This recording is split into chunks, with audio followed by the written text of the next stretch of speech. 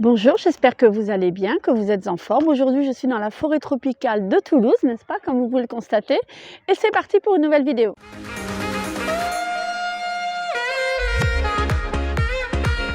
Alors aujourd'hui, j'aimerais vous parler de la discrimination raciale à domicile. Alors on sait très bien que la discrimination raciale existe aussi bien dans les écoles, dans la rue, sur Internet, dans les entreprises.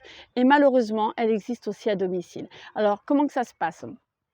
Certainement, vous connaissez des personnes autour de vous à qui ça leur est arrivé, qui sont arrivées en pleurant au bureau, en se plaignant que la personne ne voulait pas de personnes. Malheureusement, c'est souvent des personnes arabes ou des personnes noires. Hein, ça, moi, je suis outrée d'entendre ça encore, malheureusement, à notre époque, au XXIe siècle, mais ça existe. Il ne faut pas vous laisser faire, comme d'habitude. Alors, souvent, on a la personne, les enfants qui vont appeler le bureau et qui vont dire: «Écoutez, je ne veux pas de noirs, je ne veux pas d'arabes». Alors c'est pas moi, je suis pas raciste, hein, c'est ma mère. Alors si vous avez affaire à ce genre de personnes, moi particulièrement, j'ai eu affaire à ce genre de personnes. Mais j'ai eu affaire à entendre des discours chez une personne, quand j'ai commencé le travail chez qui j'allais, en fait, et qui critiquait énormément les Arabes. C'était horrible, en fait, la manière dont elle parlait d'eux. Donc du coup, qu'est-ce que j'ai fait? Je suis allée au bureau. Et au bureau, en fait, je leur ai dit que je ne pouvais plus travailler chez cette personne. Elles m'ont demandé pourquoi. Mais j'ai dit tout simplement parce qu'elles n'aiment pas les Arabes. Elles m'ont dit: «Mais alors pourquoi?» Parce que moi, j'ai du sang arabe qui coule dans mes veines. Et je ne peux pas entendre ce genre de discours.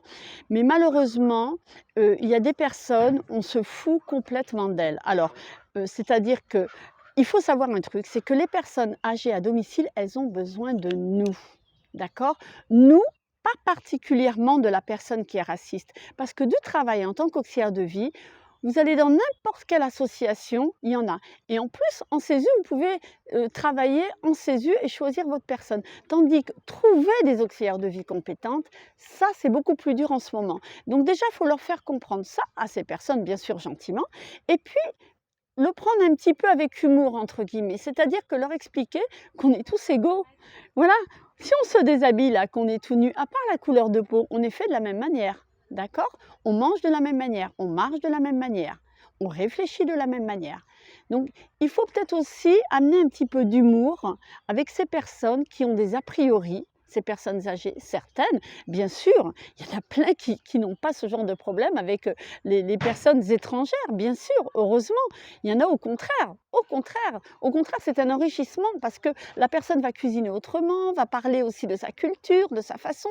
Alors, il y a aussi un peu de la faute des associations, entre guillemets, parce que parfois, les associations, surtout en ce moment, comme il manque d'auxiliaires de vie à domicile, ben, tout le monde se présente. Et il y a des personnes qui viennent de l'étranger, qui viennent d'arriver parfois, qui ont besoin de travailler, ce qui est tout à fait normal, qui vont avoir un poste d'auxiliaire de vie parce qu'elles l'ont exercé dans leur pays, mais qui ont du mal à parler français et qui parlent très mal français, donc on ne les comprend pas. Donc voilà, donc s'il y a une personne qui arrive à domicile pour s'occuper de la personne, pour lui faire une toilette, ou pour lui faire à manger, pour faire une animation même, ou pour écrire des transmissions, et qu'elle ne sait pas le faire, forcément, ça va enfoncer le couteau dans la plaie par rapport aux personnes étrangères. Donc déjà, les associations devraient faire attention. Quand elles embauchent quelqu'un, il faut déjà que la personne sache bien parler français. J'ai eu affaire à ça à domicile, je vous promets. Une personne qui est venue faire un remplacement et qui ne savait pas parler français. Elle faisait très bien son travail, mais elle ne savait pas parler français. Alors déjà qu'on a affaire à des personnes âgées qui parfois entendent mal, et donc, en plus, si elles ont le côté déjà qu'elles sont racistes et que la personne parle mal français, donc, bon, ça c'est pour n'importe quel job, mais particulièrement peut-être pour le domicile où on a besoin de parler avec la personne, de discuter avec elle, de savoir ses goûts, de savoir ce qu'elle veut manger, de savoir tout ça. Après, voilà, moi je suis complètement contre la discrimination. Alors, il y a la discrimination raciale, ok, mais la discrimination par rapport au poids, par rapport à la taille, ça existe aussi. Une petite personne, j'ai lu sur les réseaux sociaux il n'y a pas longtemps que la personne était petite. Donc la personne âgée, qu'est-ce qu'elle fait? Elle se moque d'elle parce qu'elle est petite. Alors elle se moque d'elle parce que elle se coiffe d'une manière, parce qu'elle s'habille d'une manière, et en plus parce qu'elle a une autre couleur de peau. Donc ça, on ne doit pas se laisser faire. Alors vous avez ça peut être puni par la loi. Ça ne devrait même plus exister, mais malheureusement ça existe encore. Mais pour que ça bouge, il faut que nous nous imposons Hein? Alors si la personne ne veut pas de vous à la maison ou alors qu'elle n'a pas le choix, que vous êtes obligé d'y aller, ce genre de choses, il ne faut pas rester. Il faut dire, écoutez madame, je suis faite comme vous, je vais aux toilettes de la même manière que vous, je dors comme vous, je mange comme vous, j'ai juste une couleur de peau ou un accent. Alors si ça ne vous convient pas, eh bien je pars. Voilà. Tout simplement, il ne faut pas subir, il ne faut pas que aller au travail, il y ait un nœud à l'intérieur de vous. Non. Il y a plein de bonnes choses qui se passent à domicile, hein, parce que sinon ça ne vaudrait pas le coup de faire ce métier. Non, là je rigole, mais voilà, il ne faut pas vous laisser faire. Alors, en parlant de discrimination, il y a un homme qui est décédé il n'y a pas longtemps.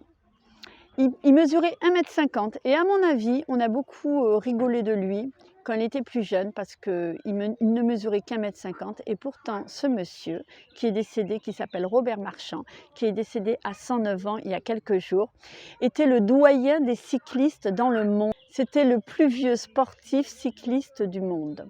Et ce petit monsieur d'1,50 m avait une joie de vivre. Et il est décédé dans son sommeil. Donc un petit hommage à lui. J'en avais parlé il n'y a pas tellement longtemps, en fait, dans une vidéo en parlant des centenaires.